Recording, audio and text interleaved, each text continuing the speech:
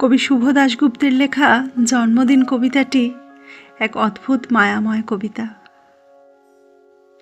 এই কবিতাটি পাঠ করতে গেলে চোখে জল আসে, কবিতাটি পড়লেও চোখে জল আসে। আমি চেষ্টা করলাম কবিতাটি পাঠ করে শোনাবার, জানি না কতটা সার্থক হয়েছি। আপনারা শুনুন, আমার ভালো লাগবে।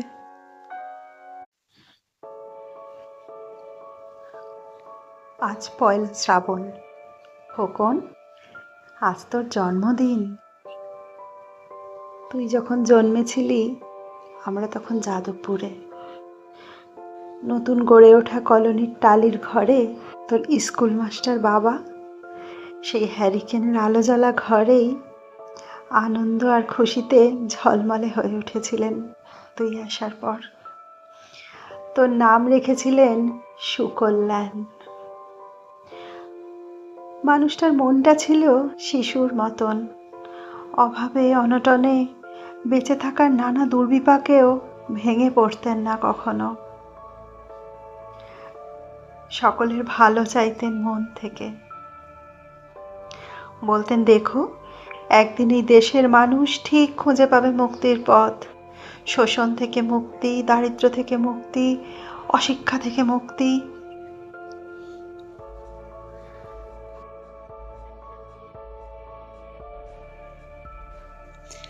আজ পয়লা শ্রাবণ।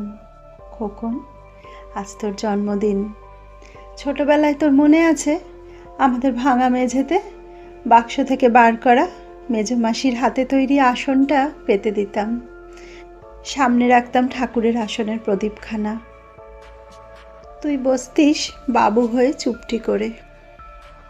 তোকে আমরা একে একে ধান দুব্য দিয়ে মাথায় হাত দিয়ে আশীর্বাদ করতাম। বাবা বলতেন, বড় হও, মানুষ হও। তোর বাবার সেই বন্ধু ঘোষ কাকা, তিনি বলতেন, বেঁচে পড়তে থাকো। তুই জিজ্ঞেস করতিস, মা বড়তে মানে কি মা? আমি শুধু তোর মাথায় ধান দুব্বই দিতাম, বলতাম না কিছুই। শুধু মনে মনে বলতাম, ঠাকুর আমার খোকনকে মস্ত বড় মানুষ করে তোলো, আমার খোকন যেন সত্যিই মানুষ হয়, ওর যেন কখনো কোনো বিপদ না হয় ঠাকুর। অভাবের সংসারে ওই একটা দিন পয়লা শ্রাবণ কষ্টের পয়সায় একটু বাড়তি দুধ নিতাম, পায়েস রান্না করে দিতাম তোকে। তুই খুব ভালোবাসতিস পায়েস খেতে। তোর বাবা বাস স্ট্যান্ডের দোকান থেকে নিয়ে আসতেন তোর প্রিয় মিষ্টি ছানার গজা। সামান্য স্কুল মাস্টারিতে কি বা আয় হতো, ঘরে বসে ছাত্র পড়িয়ে আসতো কিছু।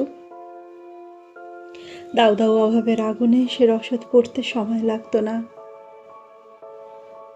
তোর বাবার জামা সেলাই করতাম আর বারবার বলতাম, আসছে মাসে একটা জামা বানিয়ে নিও। উনি হেসে উঠে বলতেন, বাদ দাও তো, খোকন বড় হচ্ছে, ওর জন্য ভাবছি দুধ রাখতে হবে আরো আতসের। দুধে শক্তি বাড়ে, বুদ্ধি বাড়ে। শক্তি আর বুদ্ধি না হলে তোমার খোকন মস্ত বড় মানুষ হয়ে উঠবে কি করে? ভাবছি আরো দুটো টিউশনি নেব। ছাত্র পড়িয়ে পড়িয়ে মানুষটা দিনের শেষে ক্লান্ত হয়ে যেতেন। বারান্দার ধার ঘেঁষে যখন রাতের অন্ধকারে জোনাকির ব্যস্ততা, আর ঘরে তোর পড়া মুখস্থ করার একটানা সুর আমাদের কলোনির ভাঙাচোরা বাড়িটাকে জীবন্ত করে রাখত। তখন বলতেন আমায়, খাওয়া দাওয়া একটু করো, তোমার চেহারাটা বড় ভেঙে পড়ছে দিন দিন। শাড়িটাও তো দেখছি বেশ ছিঁড়েছে, কালই আমি ফেরার পথে একটা শাড়ি নিয়ে আসবো, ধারেই আনবো। আমি বলতাম, ধুর, সামনে খোকনের উঁচু ক্লাস, কত বইপত্র কিনতে হবে, কত খরচ। উনি দীর্ঘশ্বাস ফেলে চুপ করে যেতেন। জোনাকিরা নিঃশব্দ অদৃশ্য আলোর আলপনা আঁকত উঠোনের আগাছার ছোপে। আবহ সঙ্গীতের মতো তুই ভেতরে বসে বসে পড়া মুখস্থ করতিস, ইতিহাস, ভূগোল, গ্রামার। ঈশ্বর আমাদের নিরাশ করেননি। তুই কত বড় হলি, সব পরীক্ষায় কত ভালো ফল হলো তোর।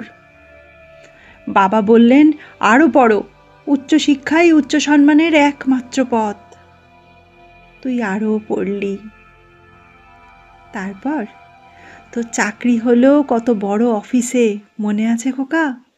প্রথম মাসের মাইনে হাতে পেয়েই তুই কত কি কিনে এনেছিলি। তখন তো আমরা উঠে এসেছি শ্যামবাজারে, 2 কামরার বেশ সাজানো গোছানো বড় ফ্ল্যাট। তোর অফিস থেকেই তো দিয়েছিল। সেই বাড়ি, সেই ঘর, সেই ব্যালকনি, কত স্মৃতি, কত ছবি। ওই বাড়িতেই তো আশ্বিনের ঝড়ে বিকেলে, তোর মনে আছে খোকন, তোর বাবা যেদিনটাতে চলে গেলেন, মনে আছে? তোর বাবার বুকের ওপর পড়ে তুই যখন কাঁদছিলি হাপুস নয়নে, সদ্য স্বামীহারা, আমি সেদিন তোর সেই অসহায় মুখ দেখে আরো বেশি করে ভেঙে পড়েছিলাম। তোকে বুকে টেনে নিয়েছিলাম ছোটবেলার মতো, বলেছিলাম, কাঁদিস না খোকা, আমি তো আছি। আজ 1 শ্রাবণ, কলকাতা থেকে অনেক দূরে মফস্বলের এই বৃদ্ধাশ্রমে আমি একেবারে একা খোকন। তোকে বড় দেখতে ইচ্ছা করছে রে, তোকে, বৌমাকে আর ছোট্ট বিল্টুকে। তোরা এখন কত দূরে, সল্টলেকের মার্বেল বসানো ঝকঝকে বাড়িতে। আজ তোর জন্মদিনে নিশ্চয়ই খুব বড় পার্টি হচ্ছে, তাই না রে খোকন? লোকজন, হইচই, খাওয়া দাওয়া। খুব ভালো, খুব ভালো। খোকন, আজ 1 শ্রাবণ। আমার বড় মনে পড়ছে যাদবপুরের ভাঙা ঘরে রাত্রে তুই আমার পাশে শুয়ে মাঝে মাঝে হঠাৎ খুব ভয় পেয়ে জড়িয়ে ধরতিস আমাকে। আমি বলতাম, ভয় কি রে, আমি তো আছি, মা তো আছে খোকনের, যার মা থাকে তাকে কি ভূতে ধরে? তুই নিশ্চিন্ত হয়ে ঘুমিয়ে পড়তিস আমার বুক জুড়ে। তোর আধুনিক সংসারে এই বুড়িটার একটু ঠাঁই হলো না, না রে? প্রতিমাও তো মা, ওরও তো আছে আমার খোকনেরই মতো কোল আলো করা এক চাঁদের টুকরো। কিন্তু সময়ের কি আশ্চর্য পরিবর্তন। খোকন, তুই বোধহয় এখন আর পায়েস খাস না, তাই না রে? তুই জানিস না খোকন, আজ আমি সকালে পায়েস রান্না করেছি। হ্যাঁ, তোর পাঠানো টাকায়। সারাদিন সেই পায়েসের বাটি সামনে নিয়ে বসে আছি রে। এখানে এই বৃদ্ধাশ্রমে আমার একলা ঘরে আর কেউ নেই।